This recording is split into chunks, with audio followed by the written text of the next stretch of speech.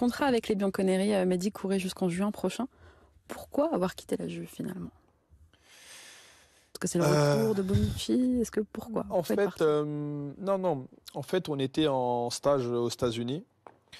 J'ai appris que Léo Bonucci était en train de faire un peu tout pour revenir à Turin.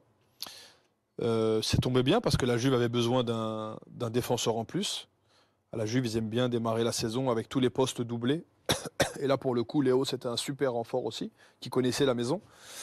Mais il s'était lâché un peu de façon difficile avec les supporters. Il était parti au Milan, il avait un peu sifflé, il avait marqué contre nous en plus, il avait exulté, donc les gens étaient un peu en colère contre lui. Donc c'était pas simple. Mais il a eu du courage, il est revenu. Donc moi, j'attends qu'il signe et je vais voir le coach, tout simplement. Je lui dis, c'était après ma Coupe du Monde avec la sélection. Je lui dis, coach, voilà, moi, comme vous savez, j'ai déjà entamé des discussions pour prolonger mon contrat avec la Juve, mais c'est vous le coach, c'est vous qui mettez les joueurs sur le terrain. Si c'est pour signer mais pas jouer parce que Léo rentre et que vous devez faire des choix et que je ne vais pas jouer, dites-le moi, au moins je pars. Voilà, j'arrive à 30-31 ans, j'ai envie de prendre du plaisir, tu vois, j'ai envie quand même de continuer à jouer, même si ça me ferait mal au cœur de quitter la Juve parce que j'étais vraiment à la maison. Et il me dit, ah non, non, il me dit, moi, tu as fait une super saison l'année dernière, on avait gagné la finale, Coupe d'Italie, je mets doublé en finale contre le Milan, on perd en quart de finale contre Madrid, on est champion. Et il me dit, écoute, moi, je suis super content de toi, la saison va commencer avec toi et Chiellini, avec Chiellini, donc c'est bien, tu sais que nous, on a 50 matchs à faire dans l'année si on veut aller au bout, tout le monde jouera. Tu sais que toi et Chiellini, vous avez des problèmes physiques récurrents, donc on ne peut pas compter sur vous non plus pour 60 matchs, mais chacun fera ses 30 matchs et tout. Je dis ok coach, moi c'est comme ça me va, il n'y a pas de souci. Donc de là, nickel, quoi, dans ma tête, serein. Et on rentre à Turin. Léo nous avait pas rejoint aux États-Unis, il était resté là-bas avec les Sud-Américains. Et là, on commence le championnat. Et les trois premiers matchs, je suis sur le banc.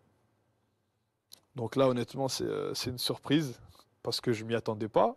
Le coach, il me parle pas, il me dit rien, je m'entraîne au top. Son entraîneur adjoint, avec qui j'étais très très bien, Monsieur Landucci, il vient me voir et me dit putain, Mehdi, je comprends pas, mais voilà, c'est les choix du coach, mais t'inquiète pas, l'année elle est longue.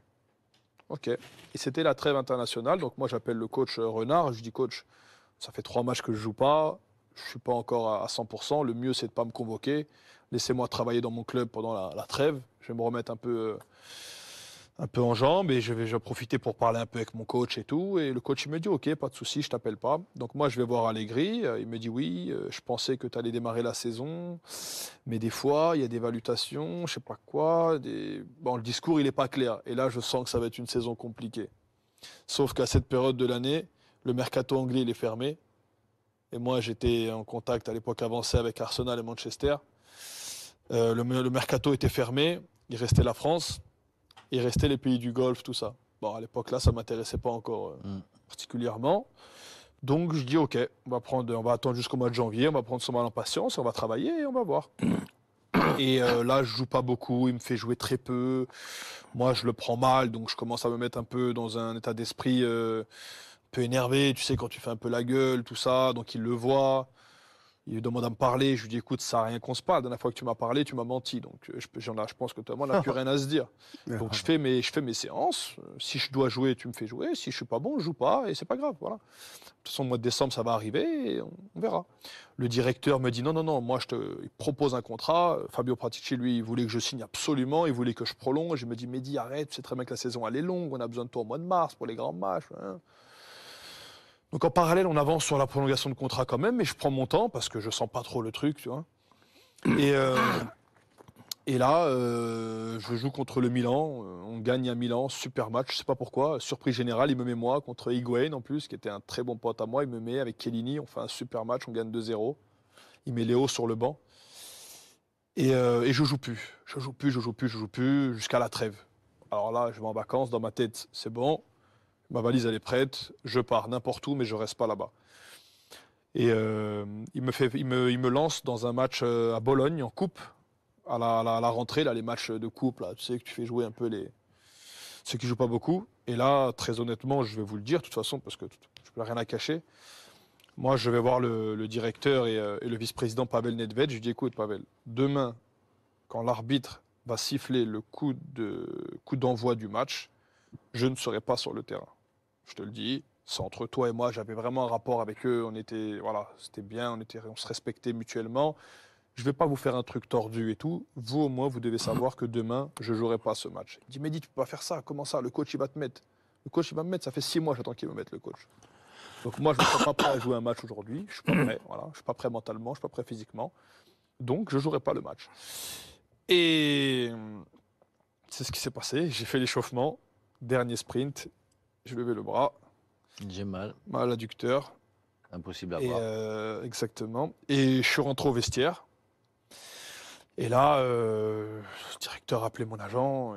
Putain, pourquoi il a fait ça? Mais pourquoi? Nanana, il s'est mis en porte-à-faux. Et c'est vrai que c'est pas classe, tu vois. Normalement, tu dois jouer. Et je suis payé par mon employeur. Tout ça, je le sais. Mais moi, je donne vraiment J'ai toujours, toute ma carrière, toute ma vie, de toute façon, le respect, c'est important. Quand je te parle dans les yeux, on se dit quelque chose. Pour moi, c'est mieux qu'un écrit, normalement. Et là, j'avais été déçu. Tu vois, je me suis senti vraiment trahi. J'ai pas compris, en fait, comment le mec, il est parti, même si c'est un grand joueur et c'est un ami. Il revient, tu me bouges comme ça. Oh. Même mon fils, il me dit, papa, mais pourquoi tu joues jamais? L'année dernière, tu jouais tous les matchs, cette année, tu joues plus. Et ça, je l'ai pas supporté.